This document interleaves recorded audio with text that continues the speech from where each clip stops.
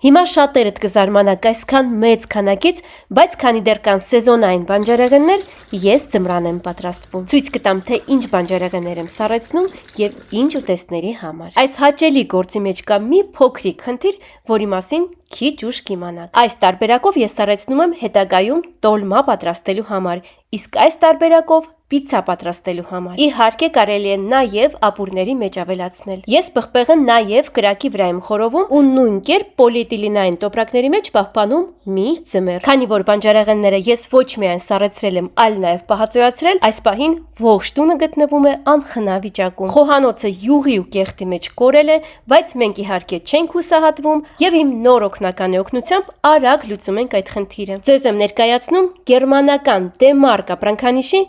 գոլոշիով մաքրող սարքը։ Ունի գերհագեցած կոմպլեկտացիա, բաղկացած է 40 կտորից, իսկ հզորությունը 4800 վատ է։ Եվ իր հզոր աշխատանքի շնորհիվ կարող եք մաքրել եւ փայլեցնել ցանկացած տան հատված առանց քիմիական նյութերի եւ ավելորդ ջանքերի։ Եթե ձեր տանը կան հատվածներ, որը թվում է անհնար է մաքրել, ամիսներով կամ անգամ տարիներով կուտակված յուղն ու ճարպը, այս գոլոշիով սարքը անցկացնում է ընդամենը մի քանի շարժումով, առանց երկար քերելու, առանց ժամերով մաքրելու։ Լավագույն օգնական տնային տնտեսուհիների համար։ Հզոր գոլոշին օգնում է մաքրել յուղն ու կեղտը անգամ ամենաանանցանելի հատվածներից։ Ինչպես որ նշել էի, ունի գերհագեցած կոմպլեկտացիա, 40 աքսեսուար եւ դրանցից յուրաքանչյուրը նախատեսված է տարբեր մակերեսներ մաքրելու համար, խոհանոցից մինչև լոգարան։ Նույնիսկ փափուկ կահույքը կարող եք մաքրել, արդյունքը իսկապես հրաշքի է նման։ Ձեր աչքի առաջ այն կրկին դառնում է նորի պես։ Հիշում եք, չէ՞ նախքին տեսքը։ Դե հիմա տեսեք, թե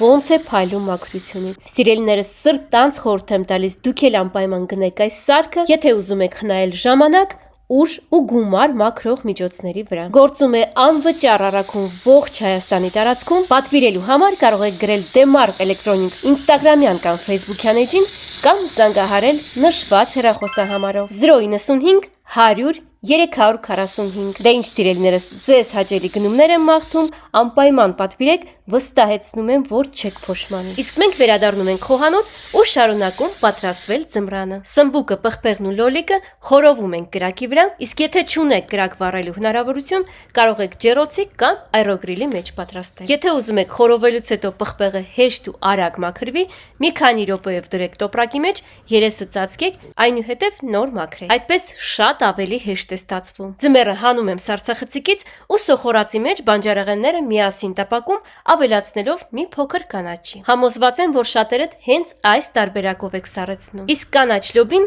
եւ ձվով տապակելու համար կարող եք պահպանել եւ բանջարեղենային ապուրների եւ աղցանների համար։ Իդեպ աղցանների համար այս ձևով եմ կտրտում։ Աղաջրի մեջ եփում եմ, քամում ու դնում սառցախցիկ։ Ուրախ կլինեմ, եթե գրեք մեկնաբանություններում, թե դուք ինչ բանջարեղեններ եք սառեցնում եւ ինչ ուտեստների համար։ Միգուցե ես էլ ձեզանից ինչ-որ նոր բան սովորեմ։ Իսկ լոլիկը պարզապես հենց այսպես եմ սառեցնում, լոլիկով ձվածեղ կամ ապուրներ պատրաստելու համար։ Եթե այս հոլովակը ձեզ համար օգտակար էր, ապա չմոռանաք լայքել ու պահպանել այն։